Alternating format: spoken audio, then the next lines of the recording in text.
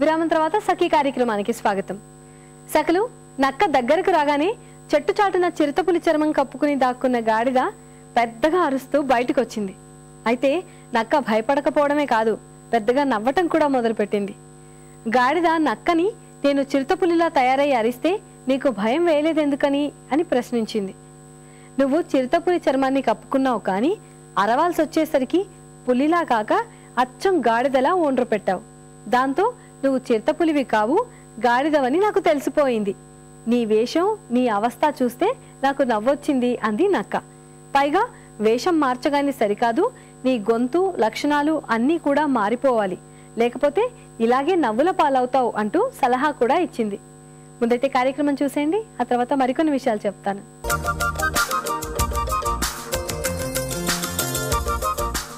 నమస్కారం. నిత్యావసర వస్తువుల కల్తీపై అవగాహన కలిగించే చైతన్య దీప్తి కార్యక్రమానికి స్వాగతం. ఈరోజు మనం వనరుల యాజమాన్యం మరియు వినియోగదారుల శాస్త్ర విభాగం గృహ విజ్ఞాన కళాశాలలో ఉన్నామండి. మనతో పాటు ప్రొఫెసర్ రాధారాణి గారు ఉన్నారు. ఏ నిత్యావసర వస్తువు కల్తీపై మనకి ఈరోజు అవగాహన కలిగిస్తారో తెలుసుకుందాం. రాధారాణి గారు నమస్తే అండి. నమస్తే అండి. ఈరోజు మాకు ఏ ఆహార పదార్థం మీద చూపిస్తున్నారు కల్తీ గురించి? ఇవాళ మనం మసాలా దినుసులు ఉంటాయి కదండి, మిరియాలు, కిచిడి, పొంగళ్ళు ఇట్లా ఎక్కువ వాడుతుంటాము. తప్పకుండా వేసుకుంటూ ఉంటాం, అది అవసరం. తర్వాత ఇట్లా జలుబులు దగ్గర చేసినప్పుడు కూడా కొంచెం పాలల్లో మిరియాల పొడి వేసుకుని తింటే, చాలా మంది ఎగ్ మీద కూడా పెప్పర్ అలాంటి సాల్ట్ పెప్పర్ అనేది మన టేబుల్ మీద తప్పకుండా ఉంటుంది కదా. అలాంటి మిరియాల్లో ఎలాంటి కల్తీ జరుగుతుందో చూద్దాము. ఇంకొకటి కారం కూడా తెలుసుకుందాం అమ్మా. కారంలో కూడా కల్తీ అవుతుంటుంది ఒక్కోసారి. కల్తీ అనేది అంటే ఎక్కువగా ఏం జరగదు, కానీ మనం తెలుసుకోలేము ఒక్కోసారి. ఇది మామూలు మిరియాలు చూస్తే మనకి ఇట్లా ఉంటాయి, ఒరిజినల్ మిరియాలు ఇలా ఉంటాయి అనమాట. రౌండ్ గా ఉంటాయి, రౌండ్ గా కొంచెం ఇట్లా షింక్ అయినట్టు అలా ఉంటుంది. అది చాలా తక్కువగా ఉంది.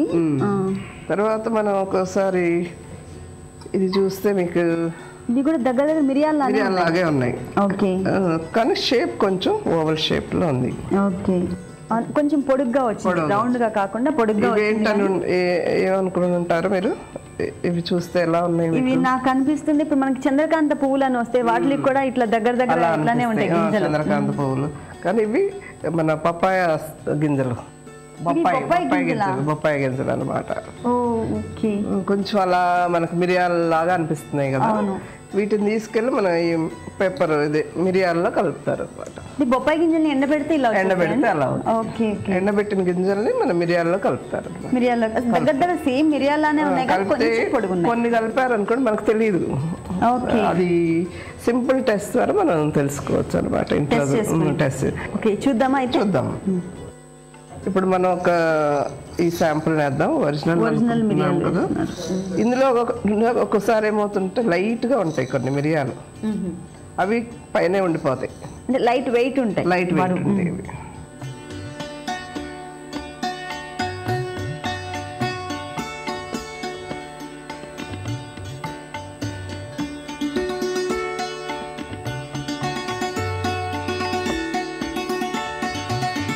ఇప్పుడు ఇది రెండు మిక్స్ చేసినవండి. ఇది రెండు మిక్స్ చేసి ఓకే, మనం బొప్పాయికాయ గింజలు అలాగే మిరియాలు కలిపినటువంటిది వేస్తున్నాము ఇంకొక దాంట్లో. అది ఇప్పుడు డిఫరెన్స్ చూసారు కదా, రెండు వాటర్లో వేసినప్పుడు మనకి కొంచెం వెయిట్ ఉన్నాయన్నీ కిందకు వచ్చేసినాయి, మిరియాలు లైట్ గా ఉన్నాయి పైకి వచ్చినాయి. ఇందులో కల్తీ ఏం లేదు, కల్తీ లేదు. కానీ అంటే కరెక్ట్ గా లేనటువంటి మిరియాలని, లైట్ వెయిట్ ఉన్న మిరియాలు మాత్రమే పైకి వచ్చాయి. దీంట్లో మాత్రం మనకి ఎక్కువ కల్తీ ఉంది కాబట్టి ఇవన్నీ పైకి తేలినాయి అన్నమాట. లైట్ గా ఉంటాయి కాబట్టి బొప్పాయి గింజలు అవన్నీ పైకి వచ్చేస్తాయి. చాలా ఈజీగా తెలుసుకోవచ్చు, సింపుల్ టెస్ట్. కానీ చాలా మందికి తెలియదు. అదే సింపుల్ టెస్ట్. అసలు ఏం కలుపుతారు అనేది కూడా తెలియదు కదా ఇందులో మిరియాల్లో. ఇది ఖరీదు కూడా కాదు కదా, ఊరికే ఎండబెట్టేసి కలిపేస్తారు. సో వాళ్ళకి లాభము, మనకి నష్టం. అంటే హెల్త్ పరంగా ఏమంత నష్టం కాదు, కాకపోతే మనకు ఆర్థికంగా నష్టం. కొనుక్కొచ్చి దాన్ని మళ్ళీ తర్వాత దీని ఘాటు తగ్గుతుంది. అవును, ఎందుకంటే పప్పాయ గింజలు సగం వేసి సగం వేసినప్పుడు అంత ఘాటు ఎక్కువ ఉండదు. ఓకే అండి, మరి మిరియాల గురించి తెలుసుకున్నాం కదా, నెక్స్ట్ కారం గురించి చూపిస్తానన్నారు. ఓకే, కారం అండి. అవునండి, ఇప్పుడు కారం తీసుకున్నాము. ఇక్కడ 2 శాంపిల్స్ తీసుకున్నాము. ఈ కూడా మనం ఇందాక మనం మిరియాలు చేసాం కదా, అదే పద్ధతిలో చేస్తూ వాటర్తోనే ఇప్పుడు ఇదేం కారం వేస్తున్నారు? అదే మనం చూద్దాం ఇప్పుడు ఏది కల్తీయా కాదా అనేది తెలిసిపోతుంది. ఇక్కడైతే 2 శాంపిల్స్ ఉన్నాయి మన దగ్గర. ఓకే, ఈ రెండిట్లో ఏది కల్తీ అయింది అనేది ఏది అసలు తెలిసిపోతుంది. ఇప్పుడు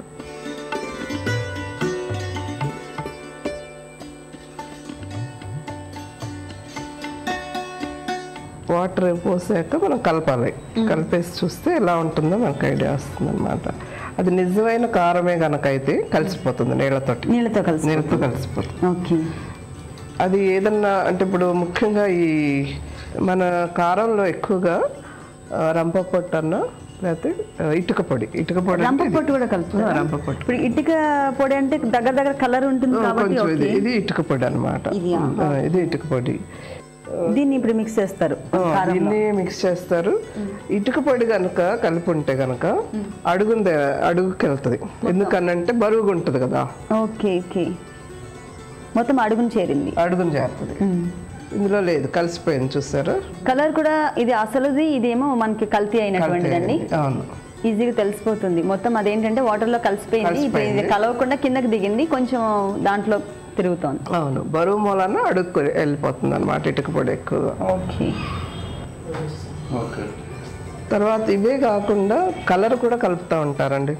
రెడ్ క్రోమైట్ కారంలో ఒక్కోసారి ఏం చేస్తారంటే గింజలు లేకపోతే నాసిరకం మిరపకాయలు తీసుకొని పొడి చేసి దానికి కలర్ కలిపేస్తారు. ఇప్పుడు కారంలో రంగు కలిపారు అనేది ఎట్లా తెలుసుకోవాలండి? అదంటే మనకి కెమికల్స్ ఉండి చేయొచ్చు అమ్మా. అంటే మన ఇంట్లో చేయలేరు, హోమ్ మేకర్స్గా చేసుకోలేరు. మనకు అలా డౌట్ అనిపించినప్పుడు బయట టెస్ట్ చేయించుకుంటే. డౌట్ అనిపిస్తే చేయించుకోవడమే కానీ జనరల్ గా మనం ఇంట్లో చేసుకోవడానికి వాటర్తో సింపుల్ గా చేసేది కాదు. అది కొంచెం కలర్ కెమికల్స్ వేసి చేయాలన్నమాట. తర్వాత అలాగే ఇప్పుడు కాయలు ఉంటాయి కదా, మిరపకాయలు.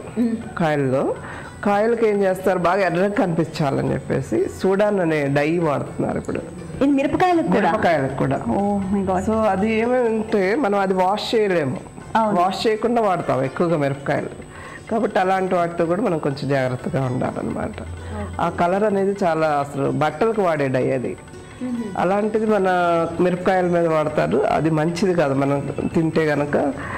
ఇప్పుడు ఉదర సంబంధిత వ్యాధులు అలాంటివన్నీ వస్తాయి అన్నమాట. సో అలాంటి కొనేప్పుడు మనం కొంచెం జాగ్రత్తగా చూసుకొని కొనాలి. అంటే కారంలోనే కాదు మిరపకాయల మీద కూడా మనకి కలర్స్ వాడుతున్నారు. అదే కల్తీ ఇన్ని రకాలుగా చేయొచ్చు అని కూడా ఎవరికి తెలియదు. దాన్ని మనం రుద్ది ఒక వ్యాక్స్ పేపర్ దాని మీద రుద్దేస్తే మనకు కలర్ వచ్చింది అనుకోండి, తెలిసిపోతుంది. అలా కనుక్కొని మనం కొనుక్కోవటం బెటర్ మిరపకాయలు కొనే. ఎందుకంటే కారం అనేది సంవత్సరం అంతా నిలువ ఉండాలి కాబట్టి చాలా మంది చాలా చూసి కొంటూ ఉంటారు, కానీ ఇలాంటి అప్పుడు పడిపోతూ ఉంటారు. అవును, తెలియకుండా మంచి ఎర్రగా ఉన్నాయి కాయలు అని చెప్పేసి కొనేస్తుంటారు. సంవత్సరం అంతా ఎర్రగా ఉంటే మంచి పచ్చడి కూడా ఎర్రగా ఉంటుంది అలా అనుకుంటూ ఉంటారు కదా. సో ఎక్కువ ఏదైతే ఎర్రగా కనబడుతుందో అది మాత్రమే తీసుకుంటూ ఉంటారు కారంలో.